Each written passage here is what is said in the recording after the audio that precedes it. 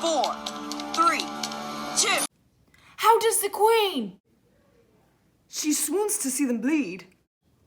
No, the drink, oh my dear hamLIT, the drink, I am poisoned. Oh villainy ho, let the door be locked, treachery, seek it out.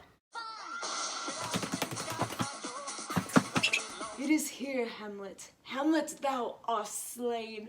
No medicine in the world can do thee good. In thee there is not half an hour of life. The treacherous instrument is in thy hand. Unbaited and envenomed, the foul practice hath turned itself onto me. Lo, here I lie, never to rise again. Thy mother's poisoned, I can no more. The king's to blame. Point, envenom too, then venom to thy work.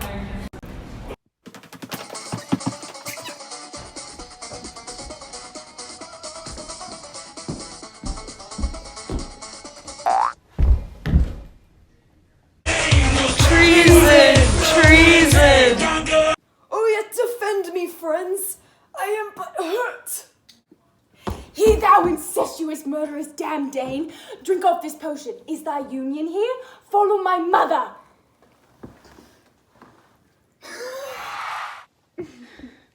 He is justly served. It is a poison tempered by himself. Exchange forgiveness with me, noble hamLIT. Mine and my father's death not come upon thee, nor thine on me.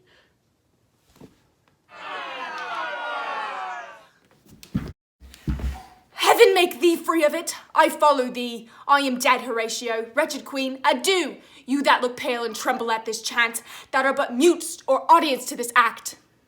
Had I but time, as this fell sergeant Death is strict in his arrest, oh, I could tell you, but let it be, Horatio. I am dead. Thou livest. Report me and my cause aright to the unsatisfied. Never believe it. I am more an antique Rome than a Dane.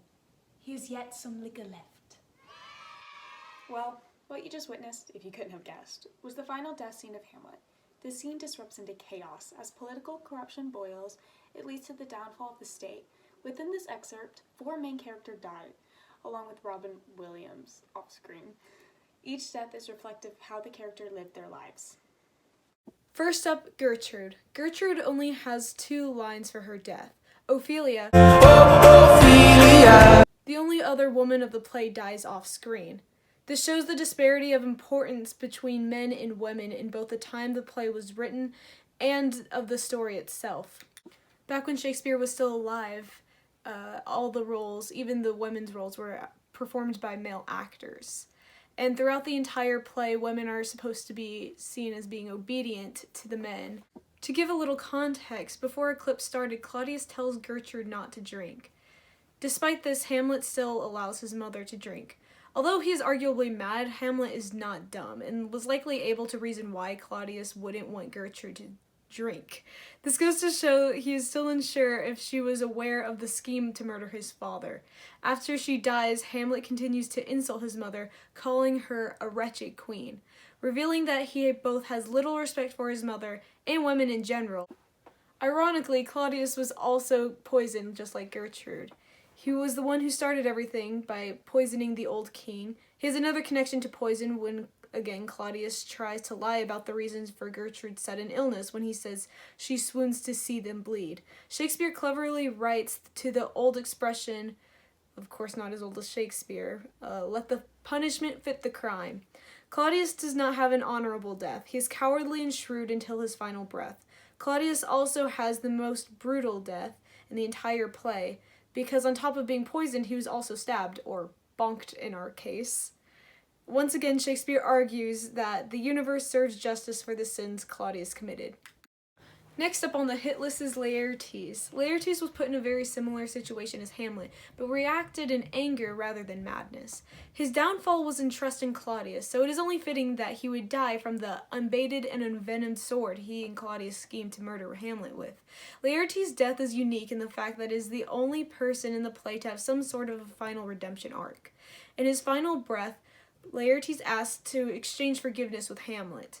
Nobody else in the play asks for forgiveness for their sins. In Catholicism, anointing of the sick is the final sacrament, which in essence, a person who is dying asks a priest for forgiveness so that they may go to heaven. Earlier in the play, the old king describes purgatory as fiery and torturous. During the time this was written, this was the common belief of what would happen after one with an uncleansed soul dies. By Laertes forgiving Hamlet, he is able to forgive himself, as they both have done horrible acts for the sake of honoring their fathers. This line is a final expression of the final stage of death, acceptance. Thanks, Megan. The final character to KO is none other than Hamlet. Hamlet succeeds in killing Claudius, but only after watching everybody else die. He is responsible for the death of his friends, his family, his lover, and even the downfall of Denmark. So it's like his soul dies before he was even stabbed. Throughout the play, he's pretending to be mad, but as the story continues, he's no longer fooling the audience that he is simply pretending. Unlike Laertes, who genuinely has remorse, Hamlet's final words are a plea to Horatio to continue his story. He is selfish as he wants to be remembered in a good light. His last words, "Remember me," showcases how he wants to continue to live through memory, just like how he wants his dad to be remembered, highlighting how he was never able to fully grasp death. Now we get to Horatio, the most sane person in the play, honestly. As Hamlet is dying, Horatio contemplates suffering the same fate as the other members of the noble family.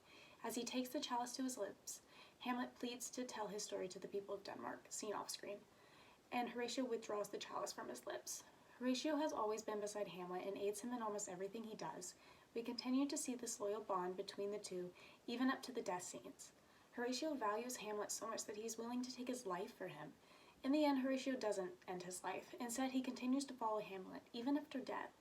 Horatio tells the story of Hamlet, but instead of ignoring all the crazy things Hamlet did, Horatio voices it to the people of Denmark, or so we assume. He values Hamlet and his friendship, but doesn't want to mold the idea of a perfect prince. He wants to make known that even royalties have their downfalls. He loves Hamlet so much so that he's willing to tell even the small wrongdoings of him to the people around him. Well, I hope you enjoyed the video. Make sure to smash that like button, hit subscribe, and comment down below what you thought. And I'll see you in the next video. As long John's on pub went a creeping up to the bottom to the hay.